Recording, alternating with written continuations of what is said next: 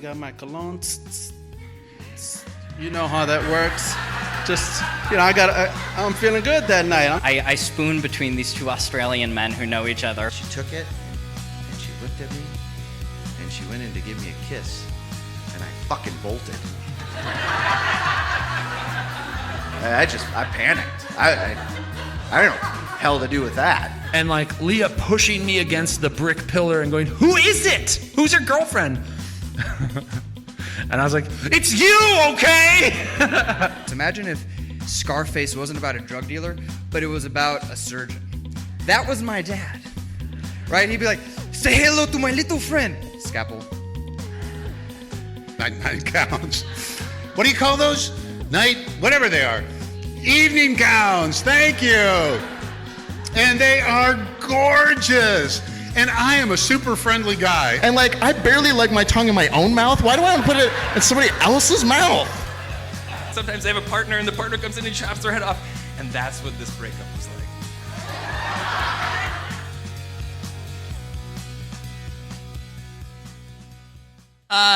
Our next storyteller is actually the most special, not the most special person in the room, actually. My wife is the most special person in the room.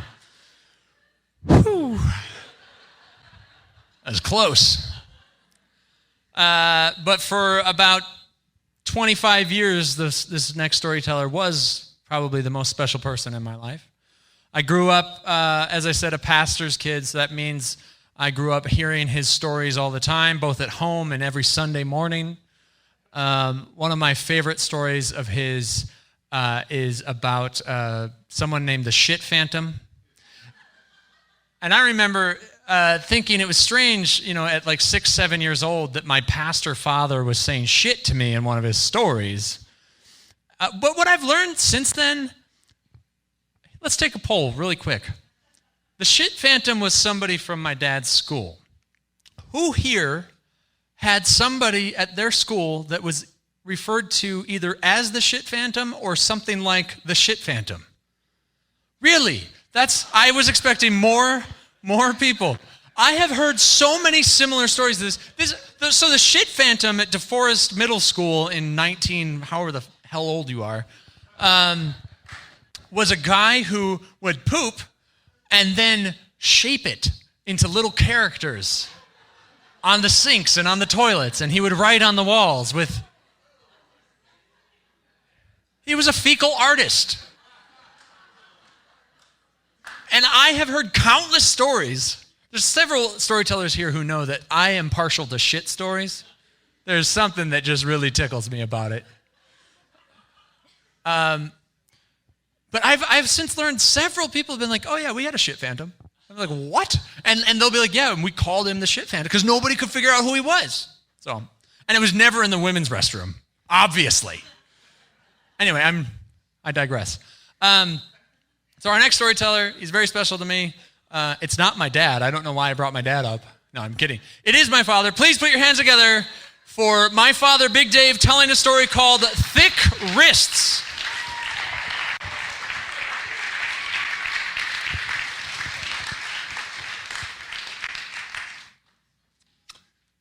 Adam tells more stories about me than I ever tell about myself.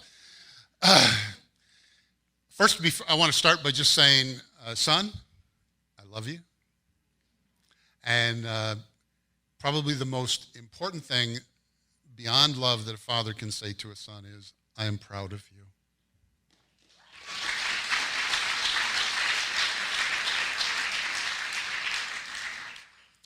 Speaking of fathers, my father, Henry,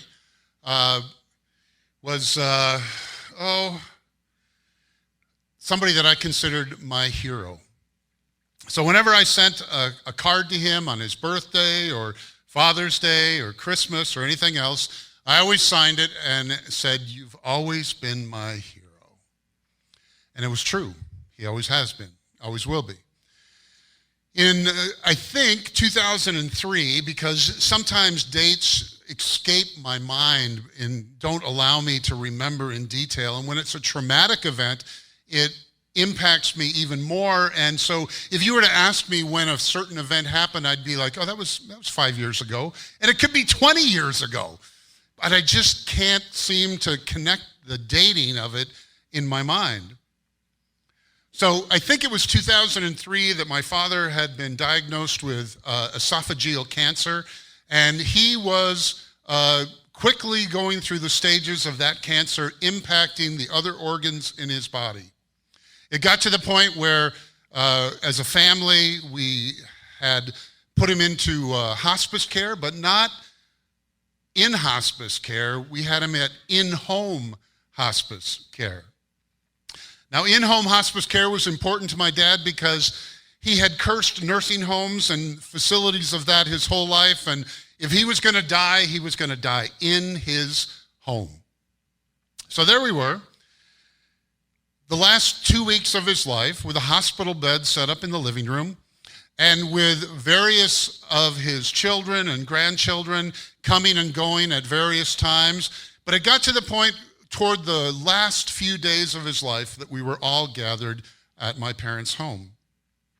Gathered at my parents' home with a hospital bed there and taking care of all his physical needs. And I do mean all his physical needs.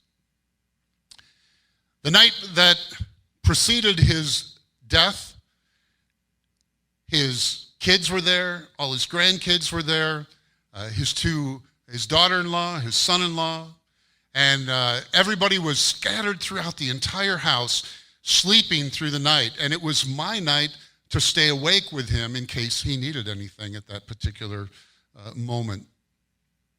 The main thing he needed was he needed to be free of pain. And that was what he often asked me for that day. He died at 5 a.m. the next morning. And I can't tell you what happened after that, throughout the entire day, from 5 a.m. in the morning until that evening. It is a complete blur. It must have been intense because I had to get away later in that evening after having attended to all the different things with my kids and my wife and everything else, my mom and all of the details that were there, and I just needed to get away. And so I took my dad's old Chevy truck, a 1987 Scottsdale truck that was big. It was only a half-ton pickup, and went out and decided I was going to go to one of my favorite places that had always brought comfort to me, and that was Token Creek Park. When I was a teenager, we went to Token Creek Park and downed cases of beer. When I was out of high school, we went there and smoked dope, and I'm sorry, it's not dope. I keep being told that by my children. Dad, dope is heroin. I'm like, okay. When I was that age, it was called dope, all right? So I go out to find one of my favorite spots out in Token Creek Park, and it's a beautiful park, a county park. But there's one other thing that Token Creek Park is known for. And you might not know this, and it's kind of diminished in its capacity over the years, but back in 2003, Token Creek Park was known for a place for older gay men to troll. Yeah, they were looking for hookups. And so it was a common place for gay men to come and troll for hookups.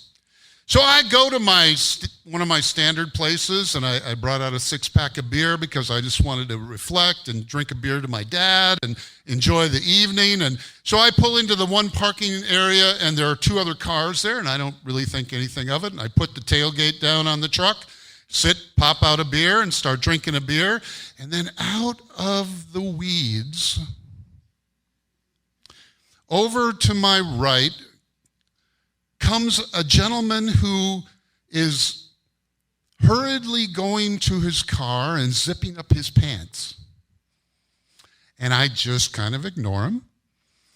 And then a few moments later, another guy comes out of the weeds, and he comes over to my pickup truck, and I'm sitting there having a beer, and he says hi, sits down on my tailgate of my pickup truck, and he goes,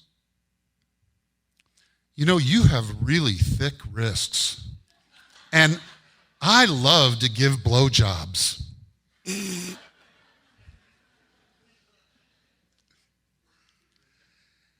Now, you remember the first part of this story? I have just been at the deathbed of my father, gone through the most traumatic experience of my entire life, and I am being propositioned on the tailgate of his 1987 Scottsdale truck to have a blowjob.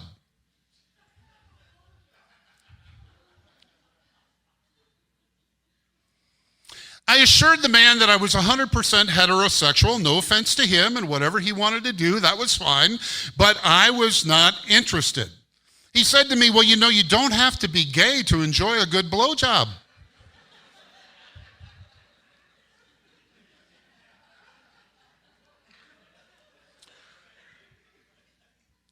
I said, I am 100% heterosexual, and I'm just here to have a beer, enjoy the evening, and I didn't want to go into my whole life story with the guy. I didn't want to have to tell him everything that was going on in my life.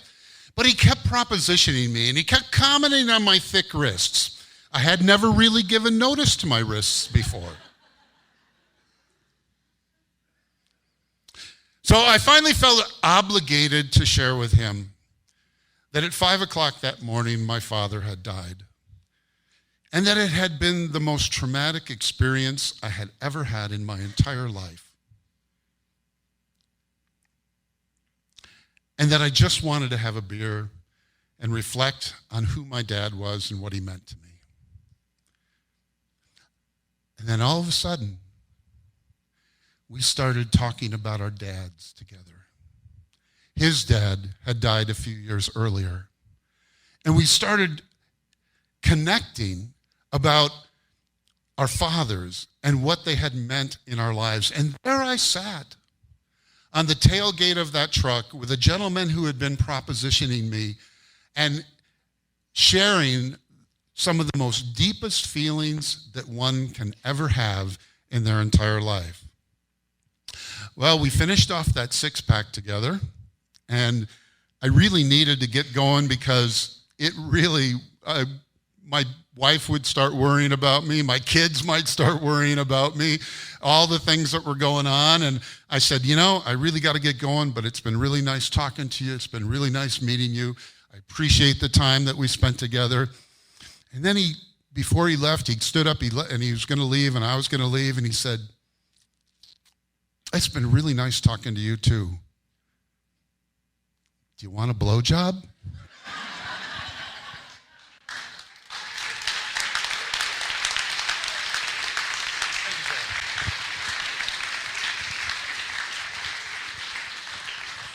And I took him up on it. The first time I had ever heard that story was in this room at one of these events, and I was like, what? It's so funny. You know, you have really thick wrists. What a way to try and start that process.